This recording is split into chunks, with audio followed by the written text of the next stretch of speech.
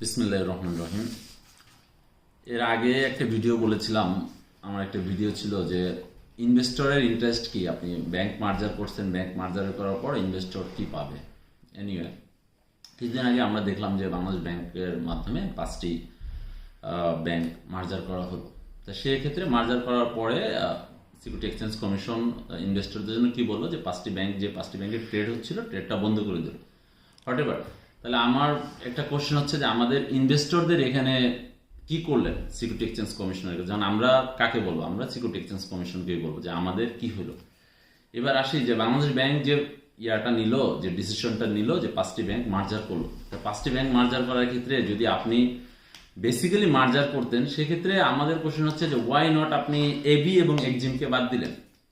আপনি যে কম্বো প্যাকেজে বাংলাদেশ ব্যাংকের গভর্নর বা বাংলাদেশ ব্যাংকের বোর্ডে যে কম্বো প্যাকেজে মার্জারটা করলেন, এটা তো কেএফসির খাবারের মতো হয়ে গেল। ইকোনমির মধ্যে আপনি কেএফসি খাবারের অ্যামালগেমেট করলেন বিষয়টা।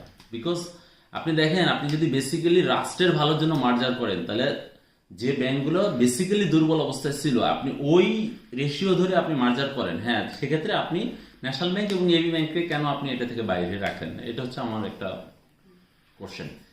দ্বিতীয় কোশ্চেন হচ্ছে যে আপনারা যদি পলিটিক্যালি যদি মনে করেন যে আপনি পলিটিক্যালি মোটিভেট হয়ে মার্জার করবেন, তাহলে আপনি এক্সিম ব্যাংকে আপনি যার এনপিএল সবচেয়ে কম আমরা দেখেছি, যে এক্সিম ব্যাংক মোটামুটি একটা অবস্থায় ছিল।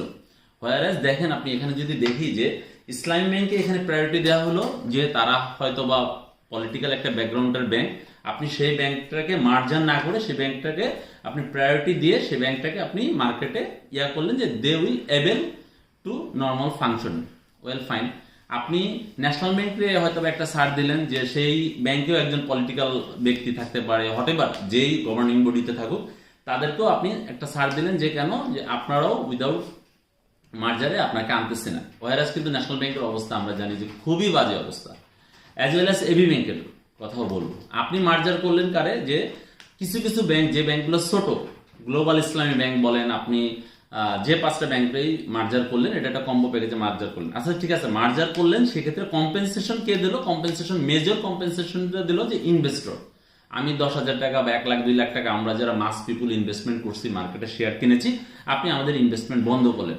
আচ্ছা, আমাদেরকে কম্পেনসেশন দিলেন বা পানিশমেন্ট দিলেন, হোয়াটএভার, আমাদের টাকা আপনি কেড়ে নিলেন, হোয়াটএভার। তা আমার এখানে কোশ্চেন হচ্ছে, যদি আমি পানিশমেন্ট পাই ফিনান্সিয়ালি, আমার যদি কম্পেনসেশন দিতে হয়, তাহলে এখানে ফার্স্ট কম্পেনসেশন কে দেবে? ফার্স্ট কম্পেনসেশন মার্জারের ক্ষেত্রে ফার্স্ট কম্পেনসেশন দেবে যারা ব্যাংকের গভর্নিং বডিতে ছিলেন। আপনি তাদেরকে আইনের আওতায় নিয়ে আসেন। আপনি বলবেন যে হ্যাঁ, তাদেরকে আইনের আওতায় আনা হয়েছে, মামলা করেছে, এই করেছে, ঠিক আছে, ওয়েল ফাইন, দৃশ্যমান কিছুই করা হয়নি। সেকেন্ডলি যদি আমরা বলবো যে আপনি পানিশমেন্ট দেবেন অডিটরকে, কারণ অডিটরের যে অডিটরের সিএ রিপোর্ট দেখেই কিন্তু আমি এখানে ইনভেস্টমেন্ট করেছি। আপনি লাস্ট 1 ইয়ার্সের আগে আপনি সিকিউরিটি এক্সচেঞ্জ কমিশন যে ফোরকাস্ট দিয়েছেন, যে অডিট রিপোর্ট আমাদের ইসে পেয়েছি, প্রত্যেকটা ব্যাংকের ওয়েবসাইটে পেয়েছি, সেখানে কিন্তু অডিটর সার্টিফাই করছে যে হ্যাঁ, এক্সিম ব্যাংক এত টাকা প্রফিট করেছে, এক্সিম ব্যাংকের অবস্থা ভালো এবং এর নেট প্রেজেন্ট ভ্যালু এটা আছে, আর্নিং পার শেয়ার এত, মোটামুটি একটা অডিটর একটা সার্টিফাই করেছে। অ্যাজ ওয়েল অ্যাজ প্রত্যেকটা ব্যাংকের ক্ষেত্রে অডিটর সার্টিফাই করেছে যে এই অবস্থা আছে। তাহলে এখানে অডিটরের দোষ, কারণ they are completely unable to scrutinize their original functioning.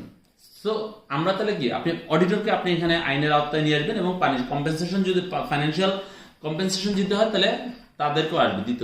তৃতীয়ত হচ্ছে মেজর আসবে কে? মেজর আসবে হচ্ছে কি আপনার সিকিউরিটি এক্সচেঞ্জ কমিশন। মানে সিকিউরিটি এক্সচেঞ্জ কমিশনের যারা those people are security exchange কমিশনে আছে, তারাও কিন্তু এই রিপোর্টটা তাদের ওয়েবসাইটে ফোরকাস্ট করেছে যে হ্যাঁ, এক্সিম ব্যাংকের অবস্থায় আছে, গ্লোবাল ইসলামী ব্যাংকের এই অবস্থায় আছে, সব প্রত্যেকটা ব্যাংকের আছে। তো সেই সময় তাদের ফোরকাস্ট করে নাই, তারাও তাদের দায়িত্ব এড়িয়ে গেছে, আপনি তাদেরকেও পানিশমেন্টের আয়ত্ত আনলেন না। ফোর্থ যদি বলি, বাংলাদেশ ব্যাংক কি করছে? Why Bangladesh Banker, those people are involving, those people are sitting on the chair, they are authority, they are body, তারা দেখেন যে এনপিএল, তাহলে আপনি তাদেরকেও পানিশমেন্টের আওতায় আনতে হবে। বাংলাদেশ ব্যাংকের সেই গভর্নরকে পানিশমেন্টের আওতায় হবে, যে এক্সিকিউটিভ থেকে শুরু করে গভর্নরকে প্রত্যেকে পানিশমেন্ট দিতে হবে, কারণ they R involving in this role. যদি মানি মেকিং এখান থেকে কেউ করে থাকে, তো সেই মানি মেকিং এর সাথে বাংলাদেশ ব্যাংকও জড়িত। ওয়েল ফাইন, আপনি তাদেরকে শাস্তি দিলেন না, আপনি শাস্তি দিলেন কাকে?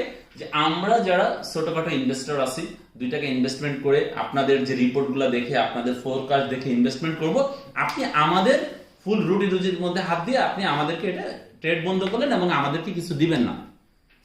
ফাইন, এটা হচ্ছে আমার বক্তব্য যে আমাদের এই ব্যবস্থা আপনার সঠিক হয় নাই, এবং রাজনৈতিক গভর্নমেন্ট আসলে আমি মনে করি যে তাদের শুভ বুদ্ধি উদয় হবে এবং এই ডিসিশন থেকে, এই মার্জার থেকে